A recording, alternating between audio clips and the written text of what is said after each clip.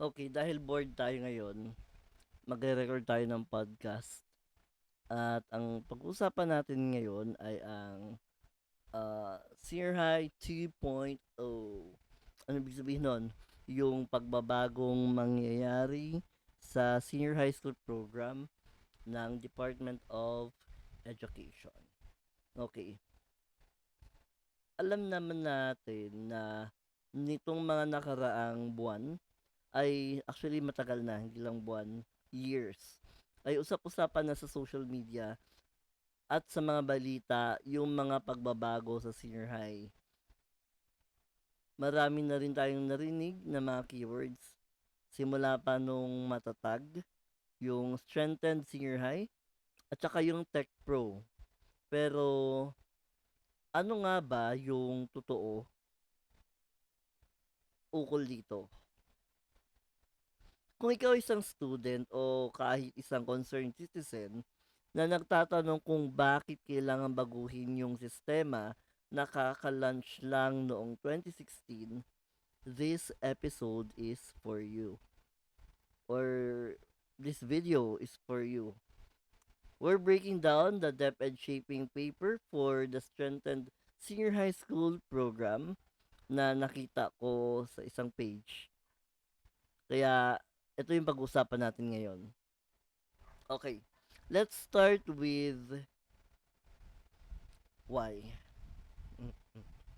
Siyempre, di ba, bakit? Alamin natin na since 2016, ang dami ng challenges ng senior high school. Ang feedback kasi ng mga employers, ng mga teachers, ng mga estudyante ay parang kulang pa yung skills nila sa pag-graduate o after nilang graduate, 'di ba? Sabi nga ng research o sabi nga sa research ni Orbeta noong 2020, halos walang pinagkaiba ang sweldo o job opportunities ng isang senior high school graduate kumpara sa grades 10 finisher. Ouch. 'Di ba? Masyado ring congested o siksik yung curriculum. Isipin mo, 31 subjects ang kailangang tapusin ng mga bata. Pagod na si student, pagod pa si teacher. Idagdag pa rito yung mga hindi natatapos na extracurricular activities like yung mga search, mga celebrations, mga co-curricular celebrations. So, ngayon, ang goal ng DepEd ay i-declutter at gawing simple pero malalim. Noong simula 2016 hanggang siguro sa ngayong kasalukuyan, meron tayong apat na track sa senior high. Yung academic, sports, art, arts and design, at saka yung ano isa, TVL o yung technical vocational livelihood. Sa isinusulong na pagbabago ay gagawin na lang itong dalawa. Yung academic track para sa mga sure na magka-college at yung technical professional or tatawagin sa pinagsinitong tawag na Tech Pro. Okay. Take note, yung dating TVL, hindi siya naman nawala. Nag-rebrand lang. Parang, ano, new me, diba? New me. Bakit kailangang i-rebrand? Para mas, magtunog professional. Yung mga dating, yung dating, at yung dating ng mga, hindi, mali. Para maging professional at yung perception ng mga tao sa TVL graduate ay mag-iba. 'Di ba? Ma-elevate ba yung pagtingin ng mga tao na graduate ng TVL. Okay. Hindi ka lang kasi dito vocationally trained, ikaw rin ay professional. At yung sports and arts, ano mangyayari? Ha? Ano ba mangyayari do'n? Hindi naman sila mawawala. Naging elective clusters na lang sila. Kumbaga, na-downgrade. Under the academic track. So, focus na lang tayo ngayon sa dalawa.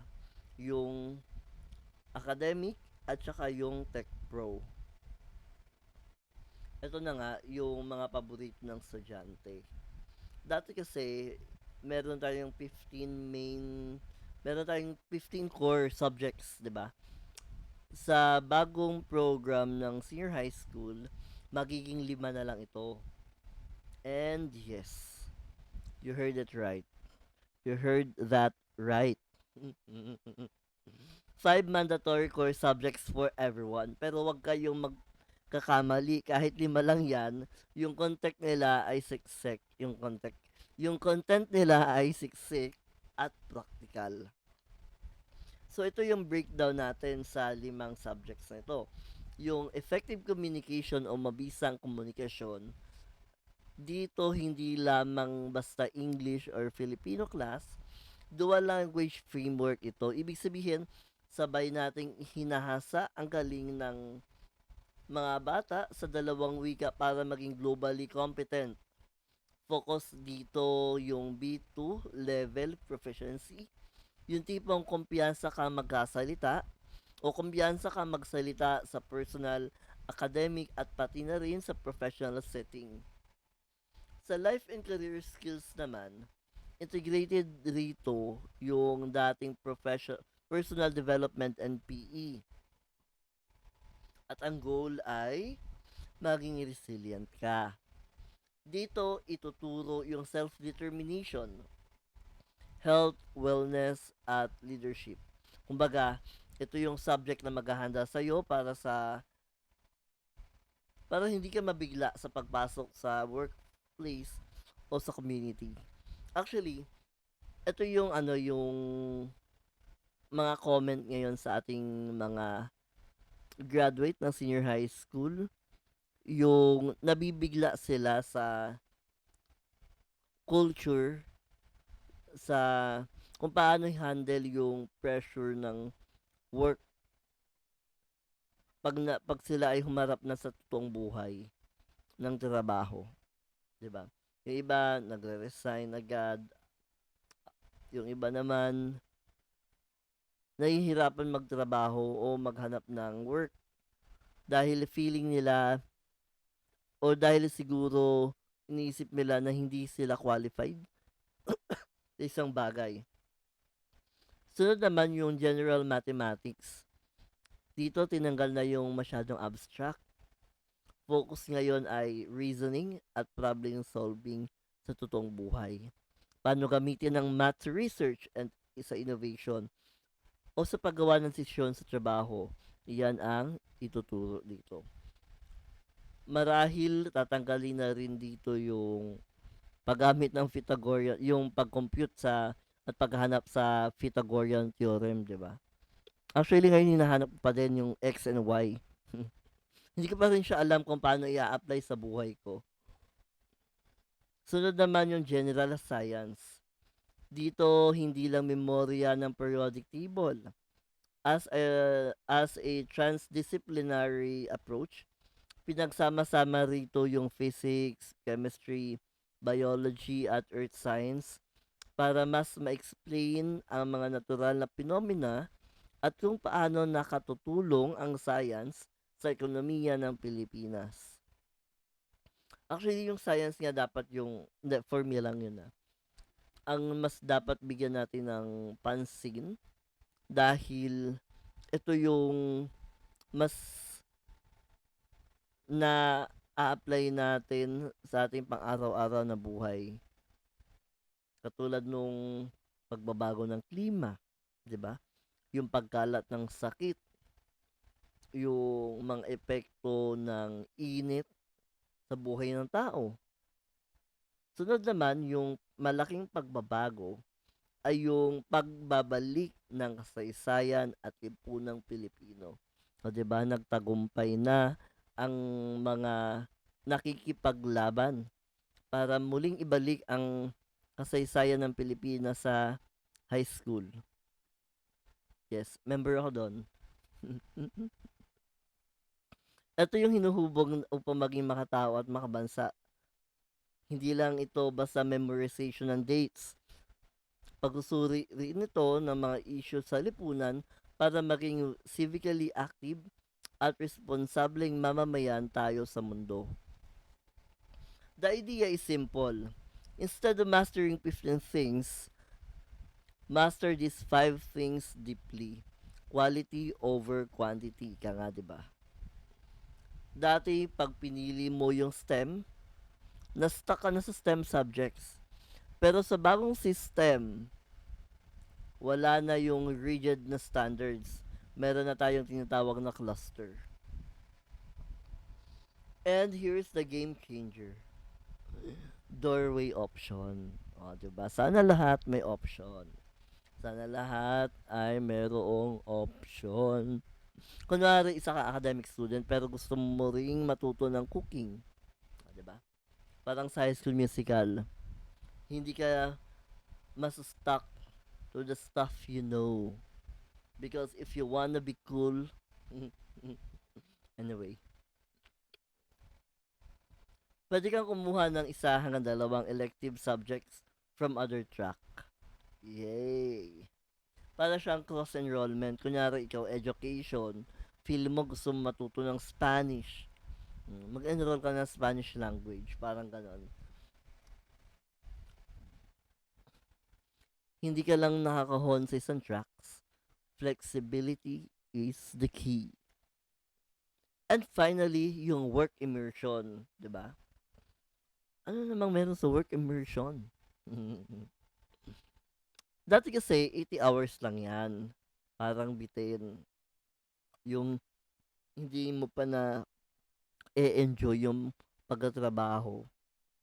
Hindi ka pa na familiarize sa opisina. Tapos na agad. 'Di ba? Parang OJT Lite. Ngayon, ginawa ng Pro Max. OJT Pro Max. Hinigpitan at hinabaan na from 80, gagawin na itong 320 to 640 hours. Specifically sa Tech Pro students, kailangan talaga ito para mapaglabas mo, ready ka na sa industry standards. Para ka talaga nagtatrabaho habang nag-aaral. Sa academic naman, optional na ito. Pwedeng wala na. Hindi mo na kailangan. Yeah. Hindi mo na kailangan. Wala pala tayo sa gitna.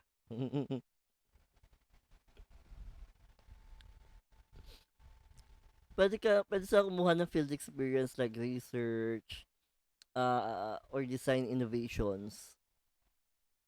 Pero, hindi na siya yung sabi na pag hindi ka nag-OJT, hindi ka makakagraduate.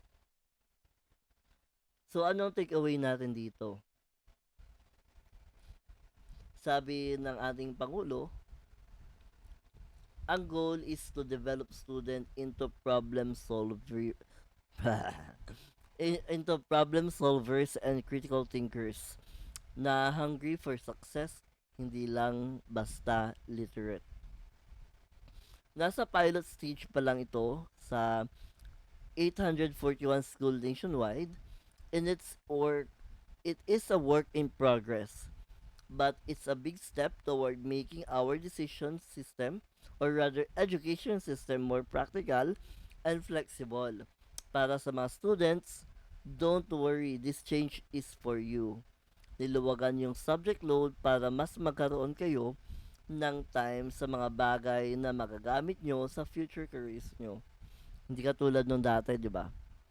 Iniisip ko pa rin paano ko i-apply yung Bernoulli's effect at saka yung Pythagorean theorem sa pang-araw-araw kong buhay. Habang naglalakad ba ako sa LRT, iko-computein ko yung hanapin ko yung X and Y.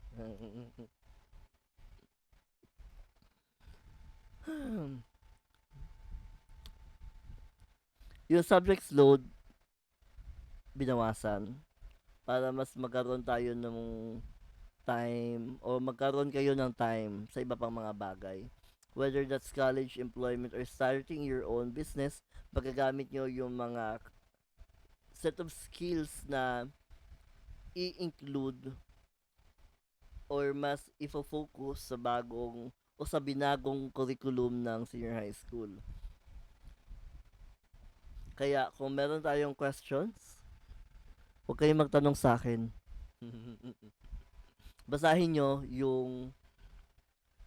yung document para, well, or itanong nyo sa DepEd. Bakit ako? Diba? Pero kung may tanong kayo about specific electives or about school or ano ng DepEd or basta kahit ano, wag lang math, pwede nyo akong i-message. Kaya, ang masasabi ko lang, sa pagtatapos ng pagkasalita ko nito ng 16 minutes ay stay stay curious, stay future ready. Kaya, magpapakilala muna ulit ako. Ako si Pat. And this has been your deep dive into the new senior high school curriculum or senior high school program. At mag-ingat po tayong lahat and see you kung meron man tayong next episode. Kaya, bye for now. Bye-bye.